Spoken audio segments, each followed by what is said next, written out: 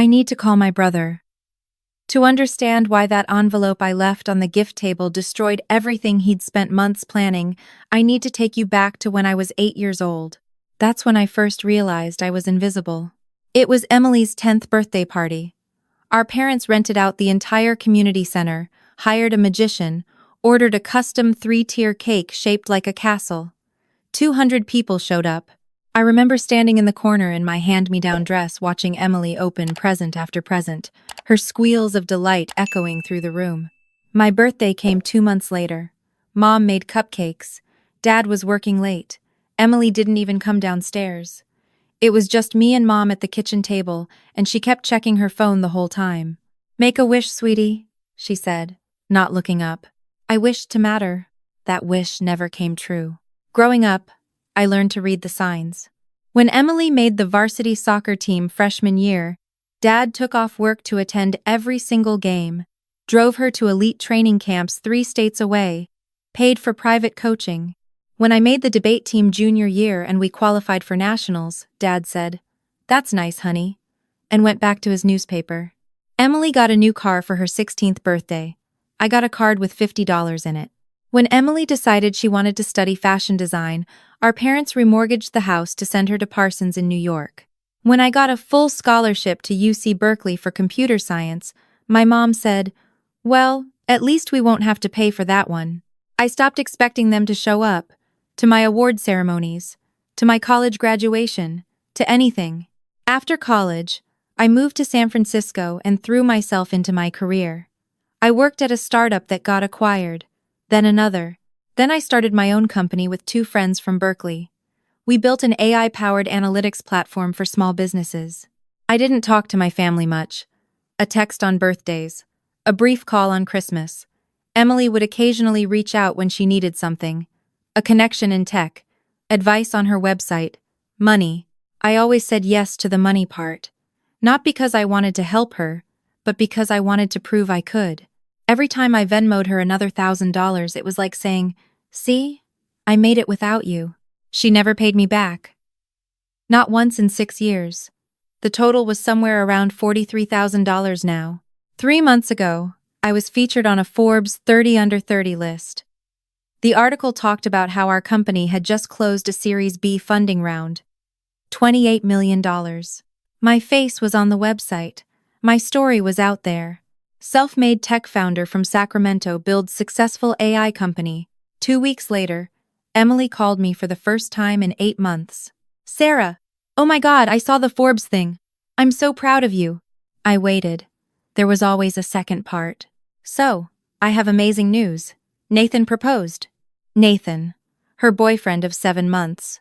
The guy who worked in pharmaceutical sales and drove a BMW his parents bought him. "Congratulations," I said, my voice flat. "We're having an engagement party 3 weeks from now, at Mom and Dad's estate. It's going to be so beautiful. I'm working with this amazing event planner, and we're doing this garden party theme with string lights and..." She talked for 20 minutes about centerpieces and catering. She didn't ask about my company. She didn't ask about my life. "Anyway, I'll send you the details," she said. "Okay," I said. She didn't send me details. She didn't send me anything. Instead, 2 weeks before the party, I saw it on Instagram. Emily had posted a photo of the invitation, cream cardstock with gold foil lettering. "Join us for an evening of celebration as Emily Martinez and Nathan Chen begin their journey together." The comments section was full of people I knew. High school friends, cousins, family friends, all saying they couldn't wait. I scrolled through Emily's feed. Photos of dress shopping with Mom, tasting cake with Dad, a video tour of the venue with our aunt. Everyone was tagged. Everyone except me. I texted my mom. "Did my invitation get lost? Emily's engagement party is in 2 weeks. 3 hours later, she responded. Emily wanted to keep it intimate. Just close family and friends. You understand. Just close family. I stared at those words for a long time. I texted back. "I'm her sister." Mom replied immediately this time. "Sarah, let's not make this difficult. You live so far away, and you're always so busy with work. Emily didn't think you'd want to come anyway. Let's just leave it at that." I sat in my apartment in Soma, looking out at the city lights, and something inside me cracked. Not broke. I'd been broken for years. This was different. This was the moment I realized I'd been waiting for them to see me, and they never would. I'd built a company worth over $100 million in valuation. I had employees who depended on me. I had investors who trusted me. I had friends who actually showed up. But to my family, I was still the invisible one, the one who didn't matter enough to invite. I called my co-founder, Michelle. We'd been friends since freshman year at Berkeley, and she knew everything about my family. They didn't invite you? Her voice was sharp with anger. After everything? Nope. Are you okay? I laughed, but it came out hollow. I don't know. I think I'm done. Done? Done, waiting for them to care. Done pretending it doesn't hurt. Done being invisible. What are you going to do? I thought about it for a long time. I'm going to go to that party. Sarah? Not to make a scene, not to beg for their attention. I'm going to go, leave a gift, and walk away forever. They can have their perfect golden child fantasy. I'm done trying to be part of it. What kind of gift? That's when the idea formed. I spent the next week pulling together documents. It wasn't hard. I'd kept everything. Every text message where Emily asked for money. Every Venmo transaction. Every promise to pay me back. I also had something else. A photo from my college graduation 6 years ago. I'd walked across that stage as valedictorian of the engineering program. My parents hadn't come. Too expensive to fly to California, they'd said. But Emily had been in the Bay Area that week for some fashion event. I'd begged her to come, just for an hour, just to see me walk. She'd shown up 15 minutes before the ceremony ended, sat in the back, and spent the entire time on her phone. I knew because my roommate had taken a photo of the audience during my speech. There was Emily, illuminated by her phone screen, clearly texting, completely disengaged. I'd never shown anyone that photo. It hurt too much. But now it felt like evidence. Evidence that I'd tried. Evidence that I'd mattered so little that even when I achieved something remarkable, my own sister couldn't look up from her phone. I had the photo printed and professionally framed. On the back, I attached a printed spreadsheet of every loan I'd given Emily, dates, amounts, her text messages promising to pay me back. The total at the bottom, $43,200. I also wrote a note on simple cardstock. To Emily and Nathan, every relationship needs a strong foundation. I thought you should know what yours is built on. Congratulations on your engagement. This is goodbye. Sarah. The night before the party, I drove to Sacramento. I stayed at a hotel near my parents' estate. I barely slept. The next morning, I got up early, put on my best dress, simple and elegant, did my makeup, and stared at myself in the mirror. You are enough, I told my reflection. You have always been enough. I arrived at my parents' estate at 4 p.m. The party started at 5. I wanted to be early, leave the gift, and disappear before anyone arrived. But when I pulled up to the gate, there were already cars in the driveway, the caterers, the event staff, people setting up tables in the garden. I parked on the street and walked up with the wrapped frame under my arm. A woman with a clipboard met me at the door. Name? Sarah Martinez. She scanned her list. Once, twice. I don't see you here. I know. I'm Emily's sister. I'm just dropping off a gift. She looked uncertain.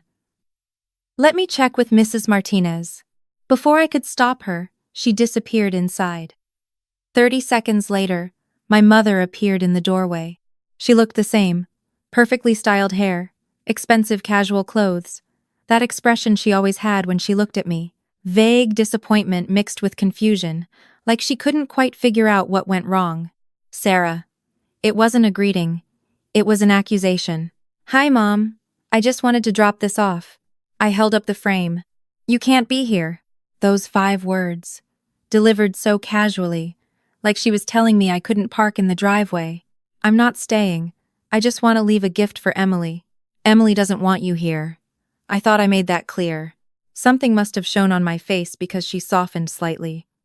Honey, you have to understand.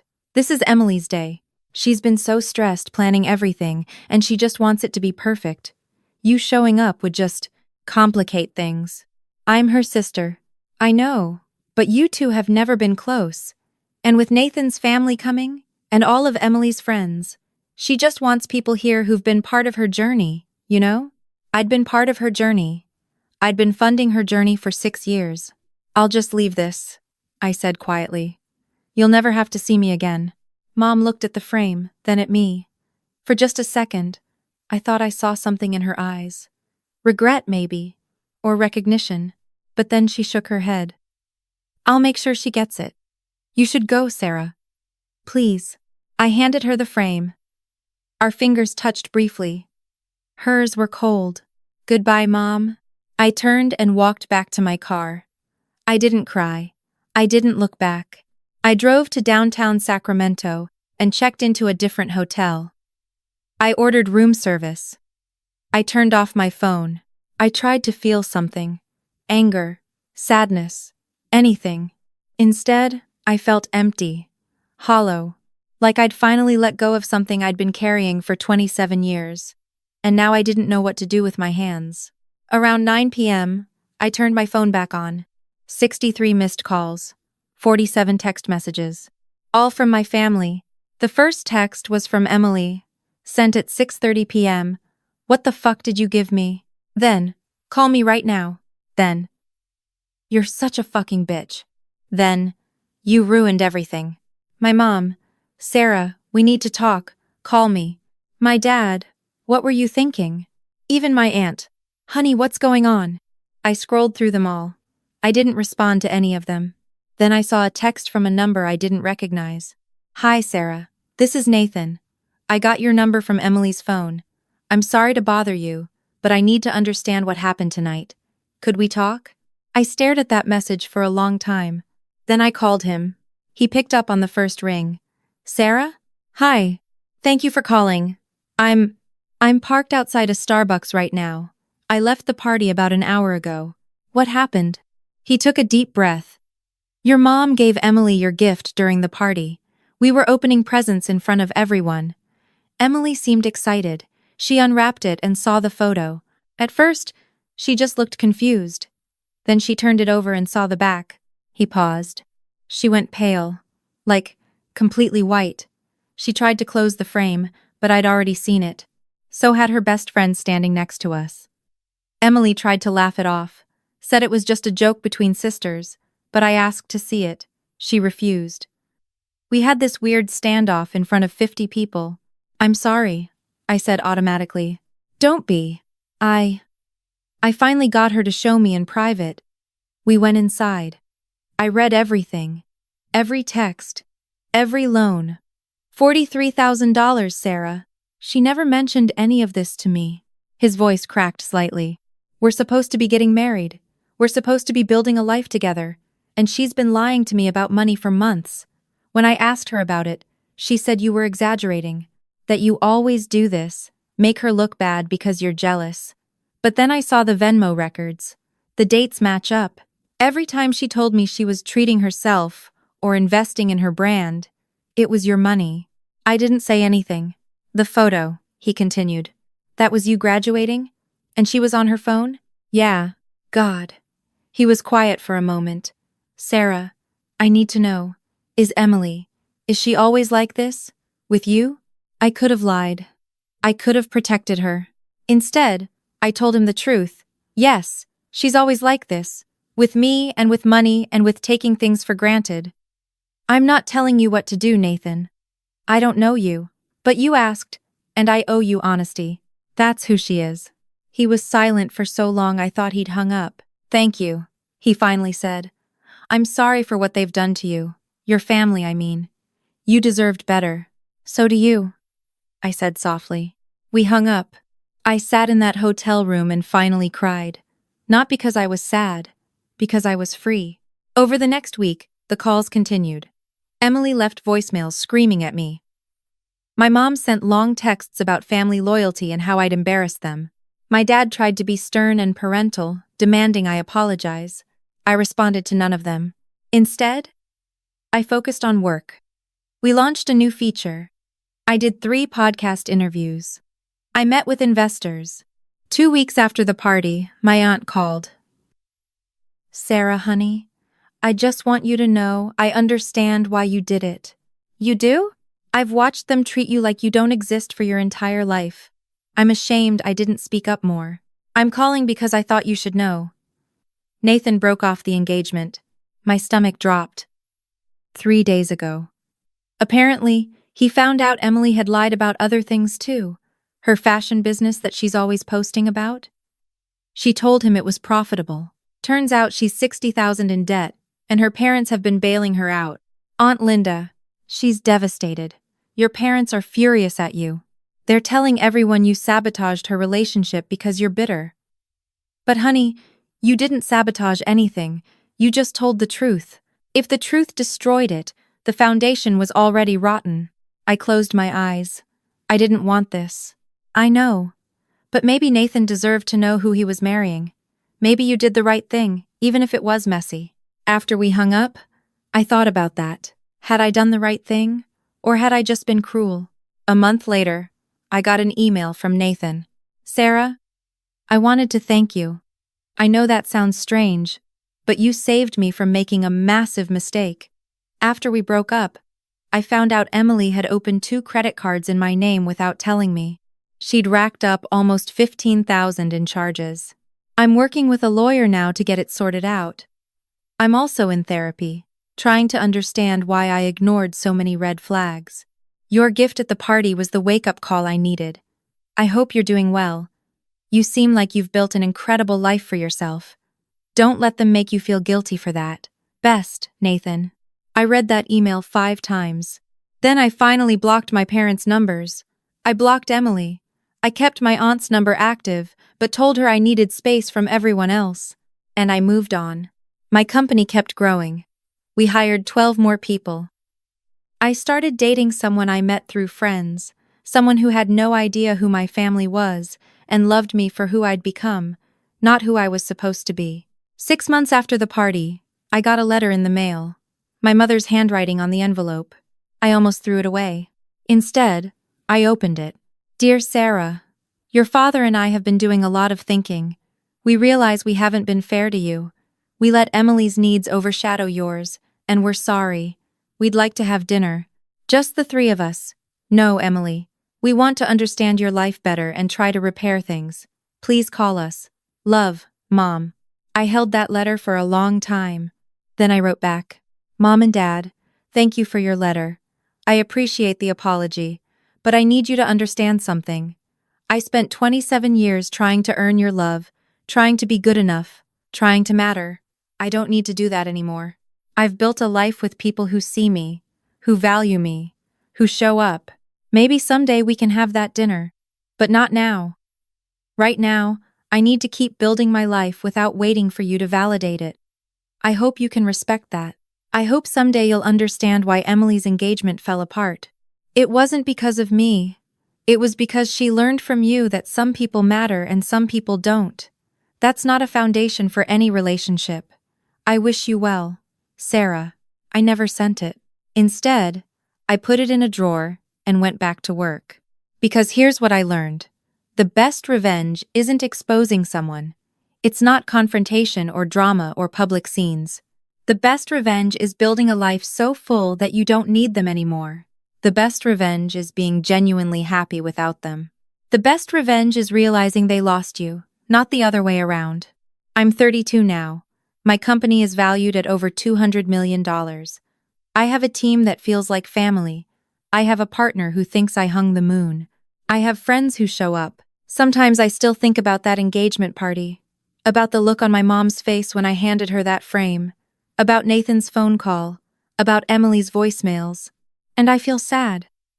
Not for what I did, but for what could have been if they'd just seen me. But mostly, I feel grateful. Grateful that I finally stopped being invisible to the only person who really mattered. Myself.